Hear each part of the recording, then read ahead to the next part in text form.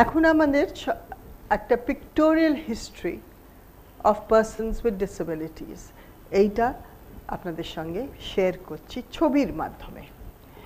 তো বহু বহু বহু বছর আগে এনশিয়েন্ট ইরা যেখানে ছিল, যেখানে গ্রিকস অ্যান্ড রোমান টাইমসে, তখন ডিসেবলড পার্সনসদের বাঁচার they had no right to life, বাঁচার অধিকার ছিল না। তো যে ফ্যামিলিতে একটি প্রতিবন্ধী সন্তান জন্মাতো তাদের জঙ্গলে গিয়ে বাচ্চাটাকে ছেড়ে আসতে হতো বা উঁচু পাহাড় থেকে ফেলে দিতে হতো, কেননা সমাজ তাদের অ্যাকসেপ্ট করতো না। কেন অ্যাকসেপ্ট করতো না? এই জন্যে কি গ্রিক অ্যান্ড রোমান টাইমসে বিউটি, পারফেকশন এই নিয়ে একটা আইডিয়া ছিল, আর যারা একটু অন্য, যারা একটু ভিন্ন, তাদের অ্যাকসেপ্ট করা হতো না এবং তারা লজ্জায় লুকিয়ে থাকতো বা বাবা মা লুকিয়ে রাখতো বা কোথাও দিয়ে তাদের মেরে ফেলা হতো। তো এর থেকে আস্তে আস্তে বেরোতে পারে, মানে অ্যারিস্টটলের মতন একজন লোক যাকে আমরা পুজো করি প্র্যাকটিক্যালি, তিনিও বলেছেন, আর এটা আপনাদের সবাইকে শুনতে ভালো লাগবে, যে ম্যান নট ওম্যান, ম্যান একটা লেভেলে আছে, তার অনেকটা নিচে ওম্যান, আর তারও অনেক অনেক অনেক নিচে ডিসেবলড পার্সনস। এবং ডিসেবলড পার্সনসের চিলড্রেনদের হি সেইং ডিসেবলড বাচ্চাদের জন্মাবার অধিকার নেই। তারপরে আস্তে আস্তে ওদের সিচুয়েশনটা একটু একটু ইমপ্রুভ করতে লাগলো। আর্লি সিভিলাইজেশনে দেখা গেছে যে তাদের স্কেলেটাল অ্যান্ড স্পাইনা বাইফিডা অসুবিধেগুলো আছে, যেখানে পিঠের জায়গাগুলো ব্যাঁকা টাকা, তাদের কিছু স্কেলেটাল রিমেন্স পাওয়া গেছে, এটা মিডল এজেসে। এবং ক্রাইস্ট এর আসার পর থেকে অনেক তফাৎ হলো। লেখা আছে ওখানে যে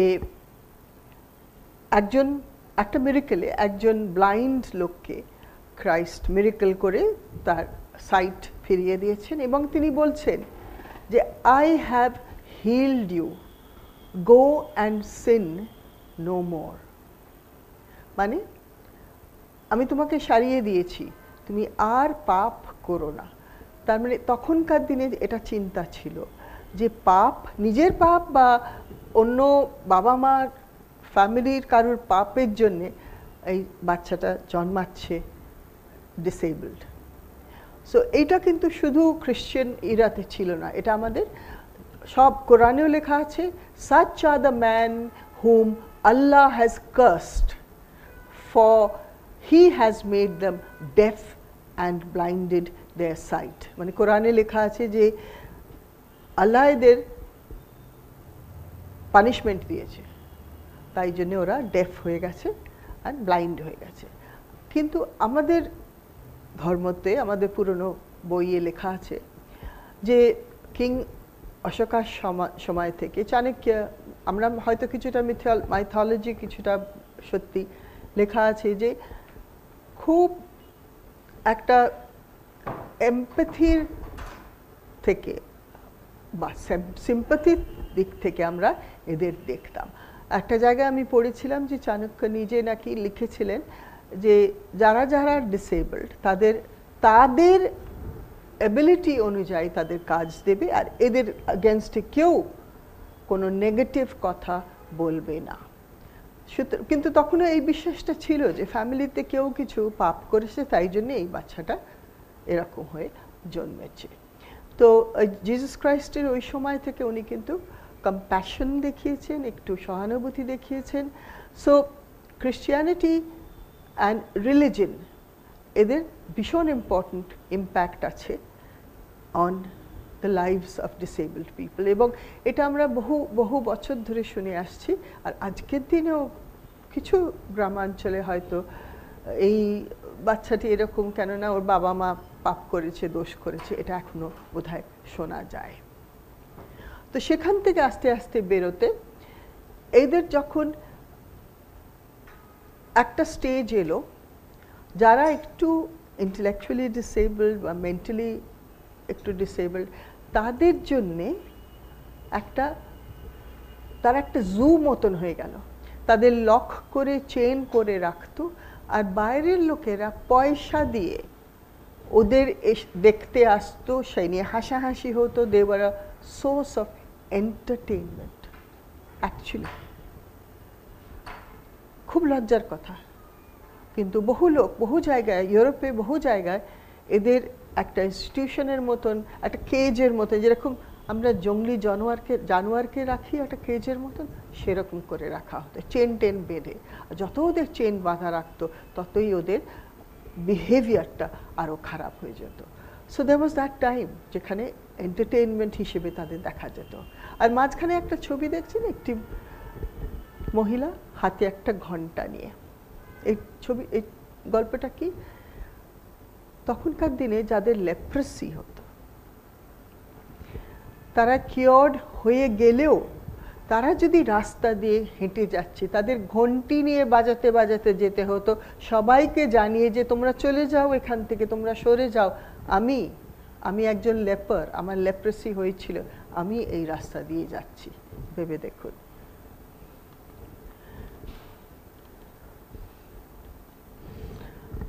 এডওয়ার্ড সেগুইন, আমাদের সেগুইন ফর্ম বোর্ড প্রথম আরম্ভ করলো। সো একটা সময় এলো যখন আস্তে আস্তে এদের জন্যে ইনস্টিটিউশনস বানানো হলো। কিছু গরিব বাচ্চাদের জন্যে, কিছু যারা ওয়েল টু ডু ফ্যামিলি, যারা একটু ভালো অবস্থা, তাদের জন্য আরও বেটার ইনস্টিটিউশন, কিন্তু এদের ইনস্টিটিউশনে রাখা আরম্ভ হলো। এবং ইনস্টিটিউশনে রাখার সময় দেখা গেল যে আচ্ছা এদের নিয়ে আমরা কী করব। তখন ওদের প্রথম ভোকেশনাল ট্রেনিং আরম্ভ হলো। আর ভোকেশনাল ট্রেনিং বহু জায়গায় আরম্ভ হলো, এরা অনেক এনজয় করলো, ভালো হলো, সবাই খুব ইমপ্রেসড হলো। তখন বোঝা গেল যে আচ্ছা এরা যে সব ট্রেনিং নিতে এসছে, এরা স্কিলিং করতে এসছে, এদের তো স্কুলিং হয়নি, এরা তো শিক্ষা জানে না, এরা তো লেখাপড়া জানে না। কিন্তু এরা যদি একটু লেখাপড়া জানতে পারতো তাহলে এদের ভোকেশনালটা আরও বেটার হতো। সো ইন্টারেস্টিংলি আগে ভোকেশনাল ট্রেনিং হলো, তারপরে স্কুলস হলো, তারপরে আর্লি ইন্টারভেনশন হলো। সো সব জিনিসটা একটা উল্টোভাবে চলেছে। তো এদের ভোকেশনাল ট্রেনিংয়ের পর এদের জন্য স্কুল আরম্ভ হলো 18th সেঞ্চুরিতে, আগে ফ্রান্সে, তারপরে জার্মানিতে। খুব লাভ হলো সেই স্কুলগুলোতে। এদের স্পেশাল স্কুলস, কিন্তু অনলি যেখানে blind school, only blind children, deaf school, only deaf school. So এই স্কুলসগুলো আরম্ভ হলো আর্লি 19th সেঞ্চুরি। যখন ওয়ার্ল্ড ওয়ার হলো, তখন first and second world war থেকে যে সোলজাররা ফেরত এলো, হাজার হাজার লোক, তাদের কারুর হাত নেই, কারুর পা নেই, কারুর চোখ গেছে, কারুর হিয়ারিং গেছে, কেউ মেন্টালি ডিস্টার্বড,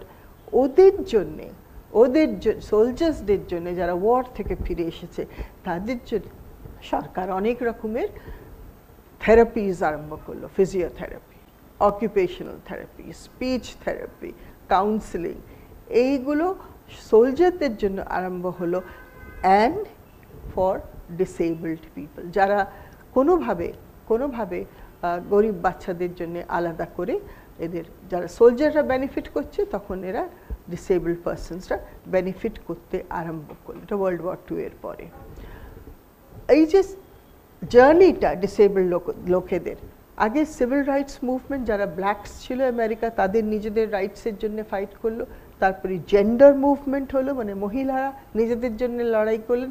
সেই রকম করে ডিসেবলড পিপল নিজেরা, লুই ব্রেল, হেলেন কেলার, এইসব লোকেদের নিয়ে একটা ডিসেবিলিটি মুভমেন্ট আরম্ভ হলো on the lines of civil rights and gender movement. এবং এখন যে জায়গাটা পৌঁছেছে সেখানে ওদের স্লোগান হচ্ছে, ডিসেবল লোকেরা নিজেদের একটা গঠন করে, সোসাইটি করে, অর্গানাইজেশন করে, ওরা বলে নাথিং অ্যাবাউট আস উইদাউট আস, মানে আমাদের জন্য তোমরা কোনো প্ল্যান করবে না, আমরা ইনভলভ থাকবো, তবে সেটা ভালো প্ল্যানিং হবে। সো এই মহিলাদের জন্য দেখছে এরা নিজেদের জন্য লড়াই করে করে এমন একটা জায়গায় পৌঁছেছে, ইটস আ সেলফ অ্যাডভোকেসি আমরা বলি। সো এই জার্নিটা দেখুন, প্রথমে শেম, ডেথ, তারপরে পেড এন্টারটেইনমেন্ট, যেটা কর্মার উপরে বেসড, তারপরে আমরা আস্তে আস্তে ওটা হিউম্যান রাইটস অ্যাপ্রোচে এলাম, কিছুটা স্পেশাল স্কুলস যেটা চ্যারিটির উপর বেসড, আর এখন আমরা সোশ্যাল মডেল, যেটা আমি হলদে সার্কেল করে রেখেছি, সেটাকে আমরা বলবো সোশ্যাল মডেল। তো এর সঙ্গে আমাদের এডুকেশনটা চেঞ্জ করেছে। কীরমভাবে? আগে স্পেশাল স্কুল ছিল, তারপরে ইন্টিগ্রেটেড স্কুল হলো, এবং এখন ওটা হচ্ছে ইনক্লুসিভ স্কুল, এবং এটার আলাদা আলাদা মিনিংসগুলো আমি এর পরের এটাতে ডিসকাস করব।